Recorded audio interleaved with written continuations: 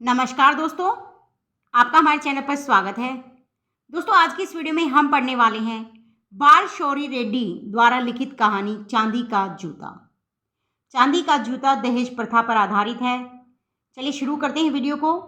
चांदी का जूता एक व्यंग्यात्मक कहानी है। इसमें दहेज जैसी भयानक समस्या पर करारा व्यंग्य किया गया है।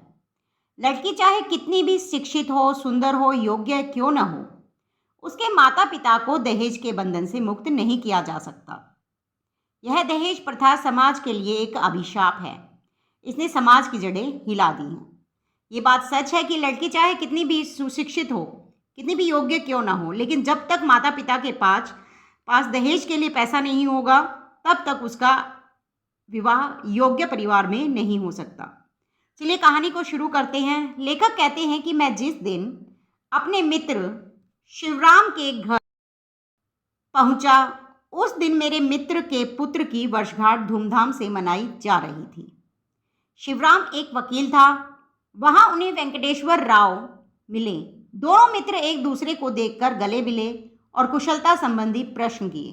लेखक शुरू करता है कहानी को कि जब वह पहली बार अपने मित्र शिवराम के घर पहुंचा था, तो उस दिन उसके मित्र के जो पुत्र था उसकी वर्षगांठ थी और वहां पर उन्हें उनके पुराने मित्र भी मिले, वेंकटेश्वर राव। और वेंकटेश्वर राव ने उन्हें अपने घर आमंत्रित किया और उनके आमंत्रण पर दूसरे दिन लेखक मित्र के घर पहुंचा, जहां विलायती व कीमती अल्सेशियन सोनी ने उनका स्वागत किया। उसके बाद वेंकटेश्वर राव बाथरूम से सर पोंछते हुए सीधे बैठक में आए और पंखा चला दिया। वह लेखक को अखबार देकर कपड़े पहनने चला गया। बैठक ऐसे सजी थी जैसे फिल्म शूटिंग के लिए सेट तैयार किया गया हो। लेखक मन में मित्र की पत्नी की प्रशंसा करने लगे। हॉस्टल में तो वेंकटेश्वर बहुत लापरवाह था। वह सदा चीज़ें इधर उधर रख छोड़ता था। उन्हें तरीके से रखने की उसकी आदत न थी। लाख समझाने पर भी उसमें परिवर्तन न हुआ था। वह उसे कहता कि यार, तुम्हारी घरवाली ही शायद तुम्हें बदल सकेगी। तो अब जब लेखक ने अपने मित्र की बैठक को देखा, वह इतने अच्छे से सजी थी कि उसे यकीन ही नहीं हुआ कि यह वेंकटेश्वर राव की बैठक है। वह समझ जाता है कि जो कुछ भी बदलाव है वह मित्र की पत्नी के कारण है। तभी लेखक को ध्यान आया कि यह परिवर्तन मित्र का नहीं, बल्कि उसकी पत्नी रमा की सुरुचि का परिचय है।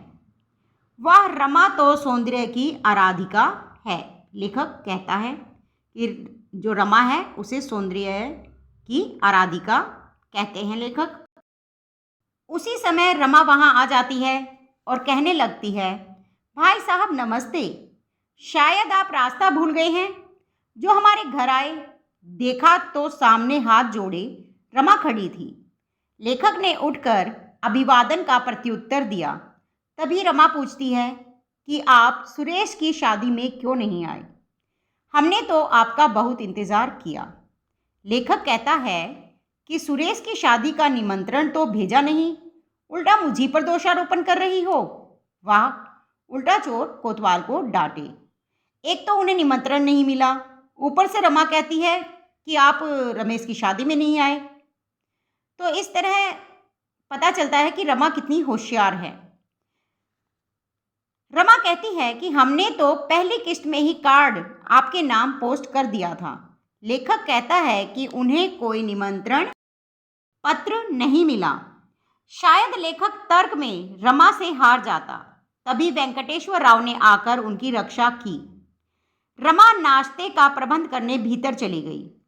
भोजनालय में सुंदर कन्या तस्तरियों में मिठाइयाँ सजा रही थी। वेंकटेश्वर राव ने अपनी बहू का परिचय दिया। यह सीमा मेरी पुत्रवधू, जानते हो इसने एमए प्रथम श्रेणी में किया है। विश्वविद्यालय में यह प्रथम आई है।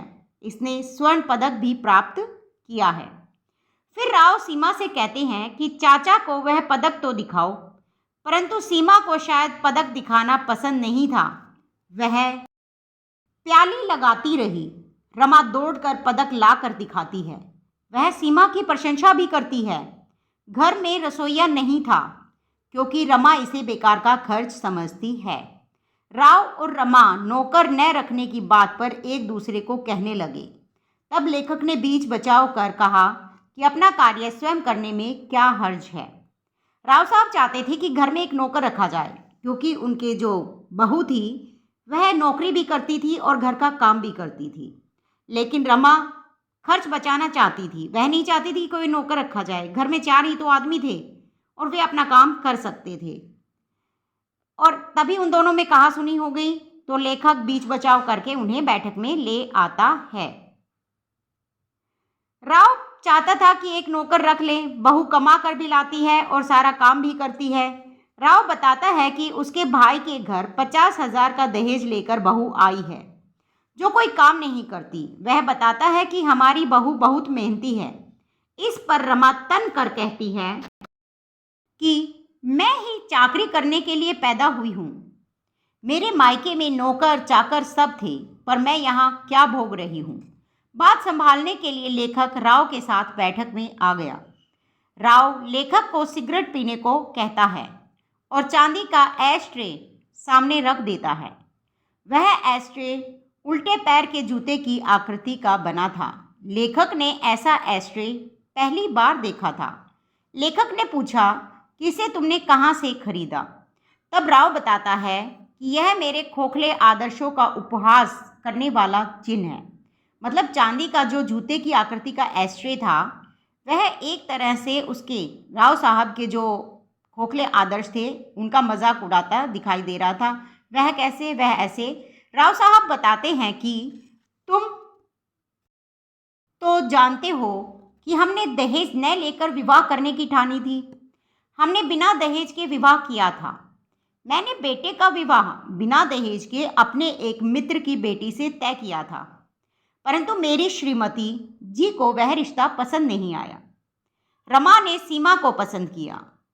लेखक बताता है कि उन्होंने ठानी थी कि वे बिना दहेज के विवाह करेंगे और दोनों ने किया भी था। लेकिन जब उसके बेटे के विवाह की बारी आई तो उसने बिना दहेज के विवाह तय कर दिया था, परंतु उसकी पत्नी रमा को वह रिश्ता पसंद नहीं आया।